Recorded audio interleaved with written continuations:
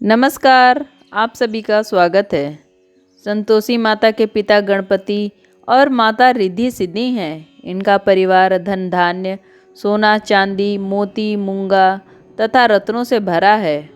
पिता गणेश की कृपा से दरिद्रता और कलह का नाश, घर में सुख तथा शांति, बाल गोपाल से भरा परिवार, व्यापार में लाभ ही लाभ, मन में सर्व कामनाओं की पूर्ति और शोक विपत्ति चिंता आदि सब दूर होती है। कथा प्रारंभ करने से पहले पवित्र स्थान पर एक तांबे का कलश जल से भरकर रखें। उस कलश के ऊपर एक कटोरी में गुड़ और चना रखें। ध्यान रहे, प्रसाद सदैव सवाया ही चढ़ाया जाता है, जैसे ₹1.25 का, ₹2.5 का आदि। अपनी क्षमता के अनुसार ही प्रसाद लें। माता प्रेम व श्रद्धा की भूखी हैं, मात्रा की नहीं। कथा कहने वाले अपने सीधे हाथ में गुड़ व चना रखें। कथा श्रवण करने वाले समय समय पर संतोषी माता की जय बोलते रहें। कथा समाप्त होने पर आरती करें तथा कलश में रखा जल पहले पूरे घर में छिड़कें, फिर शेष जल तुलसी को चढ़ा दें।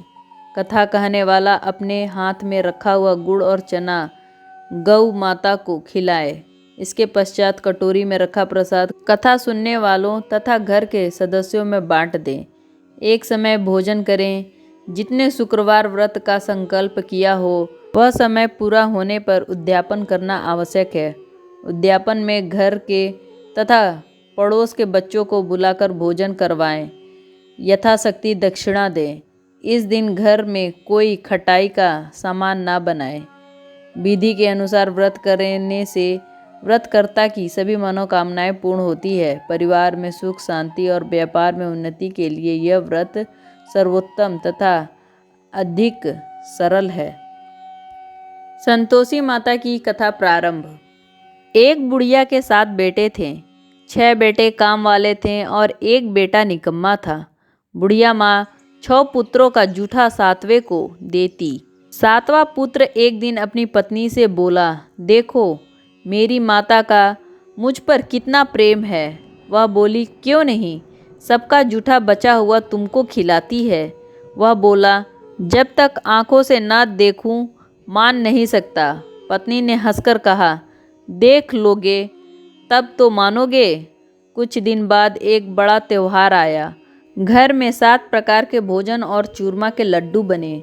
वह पत्नी की बात को जांचने के लिए सिर दर्द का बहाना बनाकर पतला कपड़ा सिर पर ओढ़कर रसोई में जाकर सो गया और कपड़े में से सब देखता रहा। 6 भाई भोजन करके आए। उसने देखा माँ ने उसके लिए सुंदर सुंदर आसन बिछाए, 7 प्रकार की रसोई परोसी और आग्रह करके उन्हें भोजन कराती रही। वह देखता रहा। 6 भाई भोजन कर कर उठ गए। तब माँ ने उनकी थाली में से लड्डुओं के टुकड़ों को उठाया और एक लड्डू बनाया। जूठन साफ कर माँ ने उसे पुकारा, उठ बेटा उठ, तेरे भाइयों ने भोजन कर लिया है, तू भी उठकर भोजन कर ले। उसने कहा, माँ मुझे भोजन नहीं करना, मैं परदेश जा रहा हूँ। माता ने कहा, कल जाना हो तो आज ही जा। वह बोला, हाँ हाँ जा रहा हूँ। यह कहकर वह घर से निकल गया। चलते समय उसे पत्नी की याद आई। वह गौशाला में कंडे थाप रही थी। वहाँ जाकर वह बोला, मेरे पास तो कुछ नहीं है, यह अंगूठी है, सो ले लो और अपनी कोई निशानी मुझे दे दो। वह बोली, मेरे पास क्या है, यह गोबर भरा हाथ है। यह कहकर पत्नी ने उसकी पीठ पर गोबर के हाथ की थाप मार दी। वह चल दिया।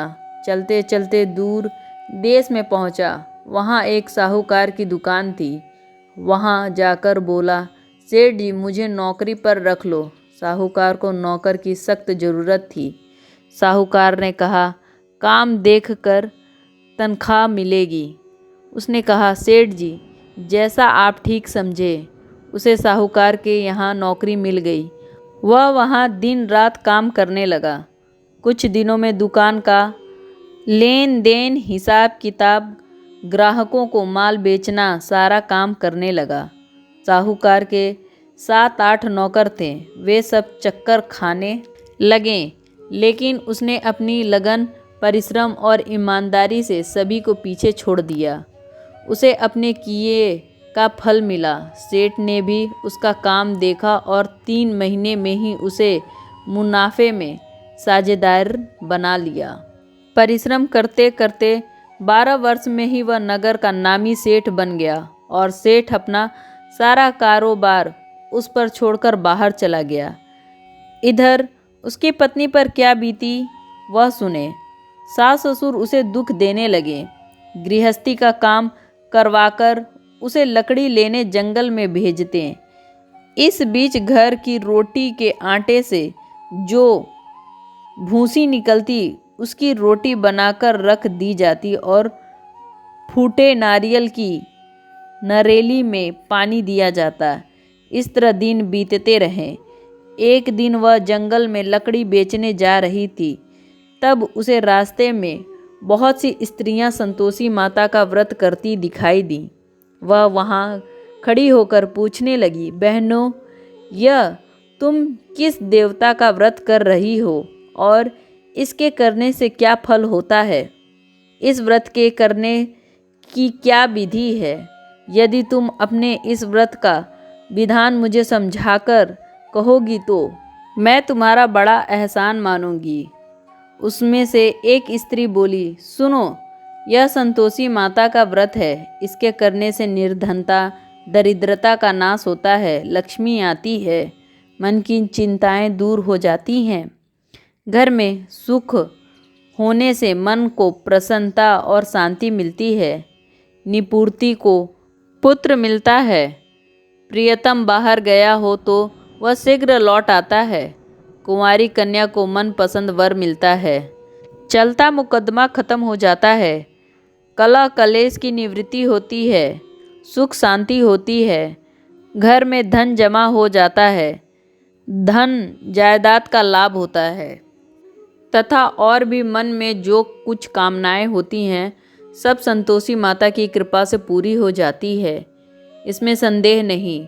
वह पूछने लगी, यह व्रत कैसे किया जाता है, यह भी बतलाओ तो बड़ी कृपा होगी। वह स्त्रियां कहने लगी, बिना परेशानी, श्रद्धा और प्रेम से जितना भी बन सके प्रसाद लेना, 5.25 पैसे से 5.25 आने तथा इससे भी ज़्यादा भक्ति और शक्ति के अनुसार गुड़ और चना ले। हर शुक्रवार को निराहार रहकर कथा कहना या सुनना, इसके बीच क्रम नहीं टूटे, लगातार नियम पालन करना।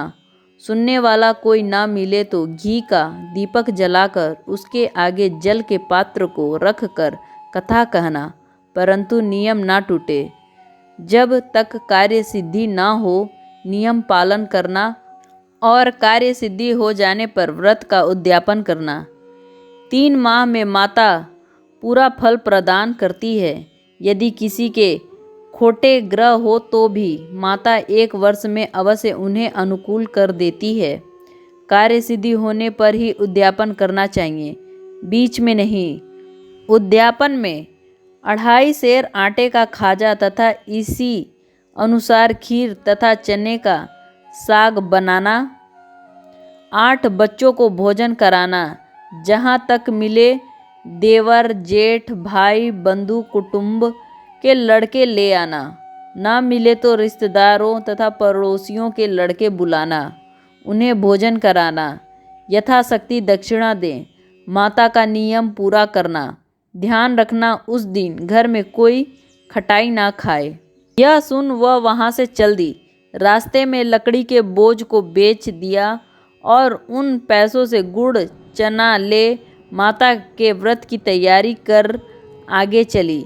रास्ते में संतोषी माता के मंदिर में जा माता के चरणों में लेटने लगी, विनती करने लगी, माँ मैं दीन हूँ, निपट मूर्ख हूँ, व्रत के नियम कुछ जानती नहीं, मैं बहुत दुखी हूँ। हे माता, मेरा दुख दूर करो, मैं तेरी शरण में हूँ। माता को दया आई। एक शुक्रवार बीता कि दूसरे शुक्रवार को ही उसके पति का पत्र आया और तीसरे शुक्रवार को उसका भेजा हुआ पैसा पहुंचा। यह देखकर जेठानी मुंह सिकोड़ने लगी। इतने दिनों बाद इतना सारा पैसा आया है, इसमें क्या बड़ाई है। लड़के ताने देने लगे। काकी के पास अब पत्र आने लगे, रुपया आने लगा। अब तो काकी की खातिर बढ़ेगी। अब तो काकी बुलाने से भी नहीं बोलेगी। बेचारी सरलता से कहती है, भैया पत्र आया, रुपए आए तो हम सबके लिए अच्छा है। ऐसा कहकर आंखों में आंसू भर संतोषी माता के मंदिर में जा मातेश्वरी के चरणों में गिरकर रोने लगी। माँ, मैंने तुमसे पैसे नहीं मांगा। मुझे पैसे से क्या काम, मुझे तो अपने सुहाग से काम है। मैं तो अपने स्वामी के दर्शन और सेवा मांगती हूँ। तब माता ने प्रसन्न होकर कहा, जा बेटी, तेरा स्वामी जल्दी ही आएगा। यह सुन खुशी से बावली हो वह घर आकर काम करने लगी। संतोषी माँ विचार करने लगी, इस भोली पुत्री से मैंने कह तो दिया तेरा पति शीघ्र आएगा, पर आएगा कहाँ से। वह तो इसे स्वप्न में भी याद नहीं करता। उसे इसकी याद दिलाने तो मुझे ही जाना पड़ेगा। संतोषी माता ने उस बुढ़िया के बेटे को स्वप्न में समझाया, पुत्र, तेरी घरवाली कष्ट उठा रही है। वह बोला, हाँ माता, यह तो मुझे भी मालूम है, परंतु क्या करूं, वहाँ कैसे जाऊं। परदेश की बात है, लेने देने का सारा हिसाब किताब है। कोई जाने का रास्ता नज़र नहीं आता। आप ही कोई रास्ता दिखलाएं कि वहाँ कैसे जाऊं। माँ कहने लगी। सवेरे नहा धोकर संतोषी माता का नाम ले, घी का दीपक जलाकर दंडवत कर और दुकान पर जा बैठना। देखते देखते तेरा लेन देन चुक जाएगा, जमा माल बिक जाएगा, सांझ होते होते धन का ढेर लग जाएगा। वह अगले दिन सुबह बहुत जल्दी उठा।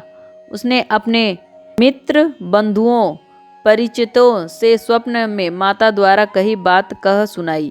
वे सब उसकी बात सुनकर उसकी खिल्ली उड़ाने लगे। वे कहने लगे कि कहीं कभी स्वप्न में बात भी सच्ची होती है। एक बूढ़ा व्यक्ति बहुत समझदार था। वह बोला, देखो भाई, मेरी बात मानो। इस तरह सच या झूठ कहने के बदले देवता ने जैसा कहा वैसा ही करना। तेरा क्या जाता है।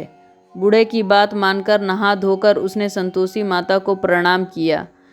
फिर घी का दीपक जलाकर दुकान पर जा बैठा। शाम तक धन का ढेर लग गया। वह हैरान हुआ, मन में संतोषी माता का नाम ले प्रसन्न हो घर जाने के वास्ते गहना, कपड़ा व सामान खरीदने लगा। सब काम से निपटकर अपने घर को रवाना हुआ। उधर उसकी पत्नी जंगल में लकड़ी लेने गई। लौटते वक्त थक जाने के कारण संतोषी माता के मंदिर पर विश्राम करने बैठ गई। यह तो उसका रोज रुकने का स्थान था। धूल उड़ती देख उसने माता से पूछा, हे माता, यह धूल कैसी उड़ रही है। माता ने कहा, हे पुत्री, तेरा पति आ रहा है। अब तू ऐसा कर, लकड़ियों के 3 बोझ बना, एक नदी के किनारे रख, दूसरा मेरे मंदिर पर और तीसरा अपने सिर पर रख। तेरे पति को लकड़ियों का गट्ठा देखकर मोह पैदा होगा। वह वहाँ रुकेगा, नाश्ता पानी बना खाकर माँ से मिलने जाएगा। तू लकड़ियों का बोझ उठाकर जाना और बीच चौक में गट्ठा डालकर 3 आवाज़ें जोर से लगाना। लो सासू जी, लकड़ियों का गट्ठा लो। सूजी की रोटी दो, नारियल के खोपरे में पानी दो। आज कौन मेहमान आया है। संतोषी माता की बातें सुनकर वह बहुत अच्छा कहकर प्रसन्न मन से लकड़ियों के 3 गट्ठे बना लाई।